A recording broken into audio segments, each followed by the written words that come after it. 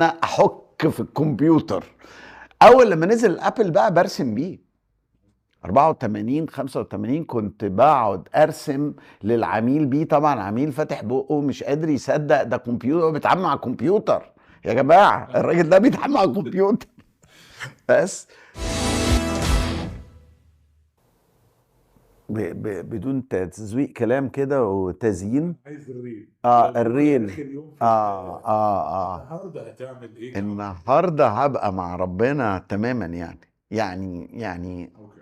ح- هبقى هنسلخ من الحياة ومن سقية الحياة لسقية الآخرة. ف يعني مش هقول لك انا لا انا هعمل اللي انا بعمله ان انا لا مش عارف ايه، ده كلام فاهم. كده سيكو بيكو.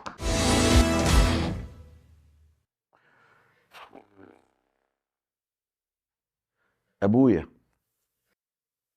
مش هقول له ايه. ابويا أم، في مشكلة دايما مع الاب العبقري، دايما انك انت عاوز تثبت له انت كويس زيه. you are as good as. فهو توفى وانا بداية نجاحي. هو كان من النوع اللي هو دايما ما يمدحش خالص، يعني كان الاب اللي هو دايما يعني هل انا كويس؟ ما لسه انا مش عارف. يعني الناس كلها بتقول عليا كويس بس هو ما طلعهاش. لكن سمعته مره في التليفون، ايام التليفون اللي بالخط ده، بيكلم حد بيقول له ده بيتكلم عليا كويس. بقيت يعني واو، يعني مذهول. يعني نفسك تقول له انا عاوز اوري له انا عملت ايه، عاوزه ينبسط. اهم مسج دلوقتي عاوز اقوله له انه اللي بنتي قالته في اللي بنتي قالته في قالتها حاجه مهمه جدا عني بتكوين شخصيتي، وهي جايه من ابويا. ان هو ما عندوش impossible. هي قالت كده. هي اي حاجه بيخشها هو عاوز اقول لابويا انك انت اللي علمتني ده لما كنت انا عندي 9 سنين. والشركة الاسمنت اللي انت كنت شغال فيها توقفت تماما بسبب حريق ونش عملاق، وانت كنت مهندس كهرباء مالكش اي علاقة بالميكانيكا ولا بالحديد. قلت لهم انا هعمل الونش، ومضيت على انك انت تعمله في 15 يوم، وانا ما شفتكش 15 يوم. وبعد 15 يوم سلمت الونش. تلت انتاج مصر في الاسمنت توقف بسبب حريق هذا الونش. فلما هو، خلي بالك بقى ريفرس انجينيرنج،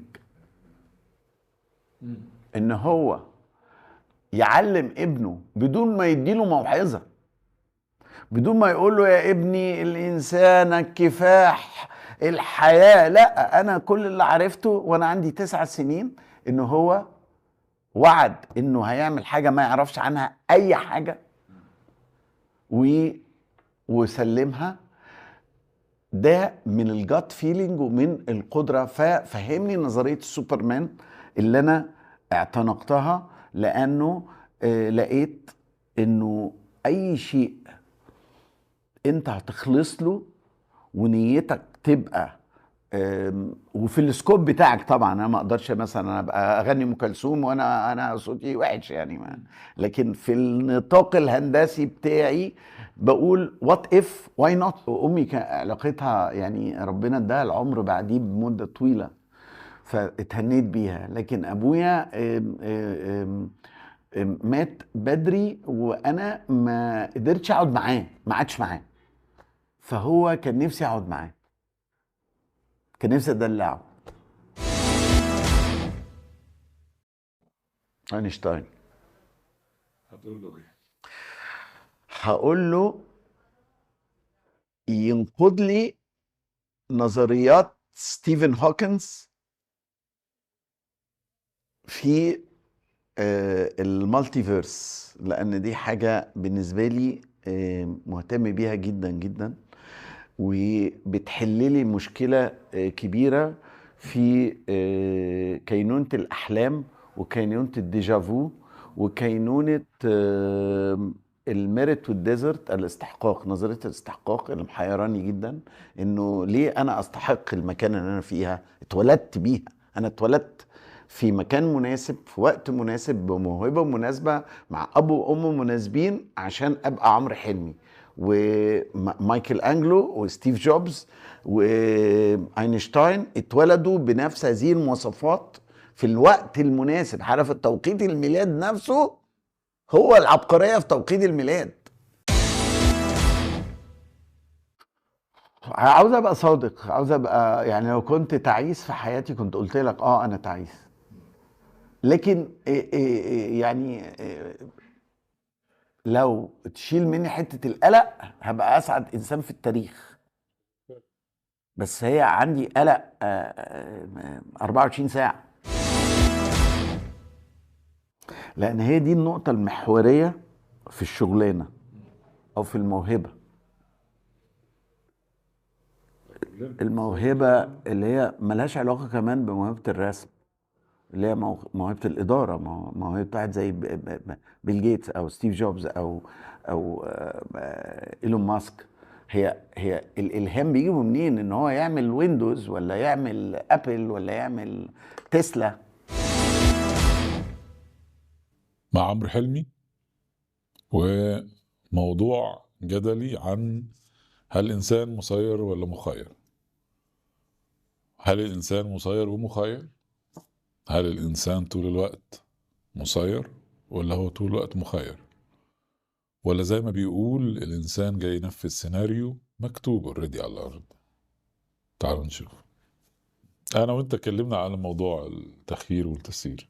أنت عندك وجهة نظر جميلة جدا، وهي إن إحنا جايين ننفذ سيناريو اوريدي موجود ومكتوب، وبتقول إن فكرة التخيير مش موجودة، صح كده؟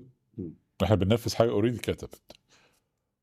أنا بقول لك إن فكرة التخيير موجودة. اختلافنا طلع حاجة حلوة قوي، فاحنا هنكملها لايف مع الناس. انا كانت وجهة نظري ان لو انا النهاردة كتب علي ان انا ابقى حرام، انا ذنبي ايه؟ خلاص انا جاي بنفذ حاجة كتبت لي، فانتوا كمجتمع بقى ما تزعلونيش مني، ما حدش يلومني. وليه تدخلني في النهاية نار؟ ما انت كتبت علي ان انا اقتل، ما انت كتبت علي ان انا افسد. طيب وليه فكرة الحساب؟ طب ما انت اللي كاتب علينا كل واحد يبقى ايه، كمان هتحاسبنا. ده اللوجيك بتاعي. معلش اتفضل رد عليه. هرد. أكيد إن ربنا لما خلق الكون وعمل القصة بتاعت الحياة وقصة البني آدم والكون، عملها من البداية والنهاية قصة محبوكة بتفاصيل. احنا نرى القدر بالمفهوم البسيط، انه ان مثلا الحملة الفرنسية قدر، سيدنا محمد عليه الصلاة والسلام نزوله قدر، انه الشيطان ان هو لا يسجد لآدم قدر، ان يوم القيامة قدر. انا مش شايف ان هو قدر طبعا. دور الشيطان مهم جدا في الكتابة. ليه؟ لأنك أنت أساس الدراما بروتاجونست وأنتاجونست. البروتاجونست هو البطل، بيتوزن بأنتاجونست. الكاتب الشاطر لازم يكتب دور لازم يكتب دور الشرير بطريقة حلوة. يعني الراجل اللي هو بيمثل الشر او الضد لازم يكون يعني ما تحترم الشرير، تحبه. يعني ليه مش تحبه كحب بس، انت ان هو راجل هيدمر العالم، هيكسر الدنيا، هيعمل الى اخره. فالشيطان هنا دوره محوري، طول اساسي في الصراع ما بين الخير والشر في هذا العالم. وتيجي انت تقول لي كان له اختيار ان هو يبقى طيب ولطيف ويسجد لآدم وتوتة التوتة فرغة الحدودة، قفل يا عم وخلص وطلع يوم القيامة واكتب النهاية. في كل الأشياء دي بالنسبة لي قدرية. تعالى برضو أقول لك على إيه اللي أنا بستفاده من الفكرة دي في الديزاين. لما ابتديت أقتنع تماما بالنظرية القدرية وإن كل شيء مكتوب وكل شيء محتوم، ابتديت أفهم الموهبة اللي عندي دي إنها مش موهبتي، ده دور، وأنا مسلح بمجموعة إيحاءات وإلهامات. فأنا أذن تسمع إلهامات وإيحاءات وأقول لك ارسم دي بالطريقة دي، ركب دي مع ده، حط ده في المكان ده على ده، وأنا بسمع الحكاية دي. لما أنا ابتديت أقتنع بالنظرية القدرية ابتديت أهتم جدا بما أسمع، وإن أي فكرة بتجيلي بحط لها the utmost attention، لأنه لا دي جاية من فوق. مش يجيلك فكرة لا معقولة خليها أحمر، لا لا لا لا لا تبقى أحمر، دي جايالي ومن فوق وبتقول لي اعمل كده. فأنا بقيت سميع بقى وملتزم بالسماع بالإيحاءات وبالإلهامات، باخدها مأخذ جدية وبالعلامات، لأن أنا رايح في سكة تانية وبعدين أبص ألاقي واحد بيديني حل المشكلة أنا عمال أفكر فيها بقالي أسبوع، وبيديني علامة كده، إرهاصة كده، حاجة كده، أبص ألاقي نفسي إيه، الراجل مديني الحل، ربنا بعت لي الحل أهو، يعني نفذ بقى. بص، قدر، ربنا سبحانه قدر وتعالى مكتوب. مش كل مكتوب هو مقدر عليك، في مقدر ليك بسبب علم ربنا المسبق، ان عارف ان انت مع الفري ويل بتاعتك هتختار كذا، فكتبوا في امهات الكتاب بعلم مسبق مش عليك. عليك يعني هينفذ زي المرض وزي الحاجات دي، كتبوا ليك بعلم المسبق عشان شافك زي ما انت قلت ان هو بالنسبه له المستقبل بتاعنا ماضي، فهو شاف وانت عندك الفري ويل انت هتعمل ايه فكتب، وادى الاوبشن بتاع تغيير امهات الكتاب. فاذا الشيطان لما رفض يسجد لادم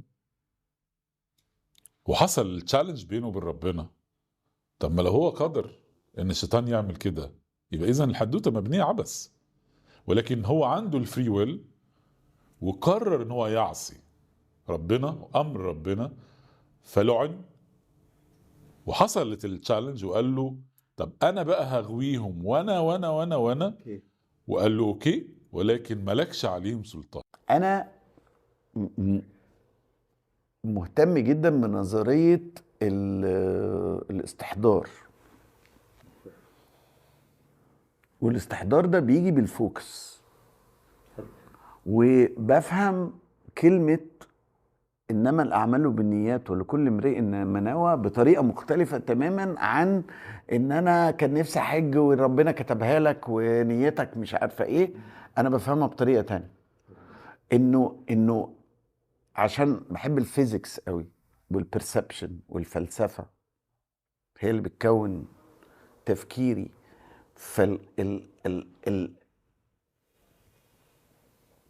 يمكن انا اللي استحضرتك، نيتي استحضرتك، واستحضرت الوقت والمناخ والرياليتي دي كلها استحضار مني، يعني سيناريو محطوط في مخي ان تمنيته وربنا قال لي طب جود بوي، ما دام انت فوكس كده وانت جود بوي كده، اجيب لك بقى خالد واجيب لك المكان واجيب لك. هي دي بقى الكومبلكستي بتاعت السيناريو الرهيب العلوي. الاستاذ خالد الحقيقه اصطادني في حته فلسفيه انا مؤمن بيها جامد جدا، والحقيقه قفل عليا الباب. انا اتعلمت حاجات كتير جدا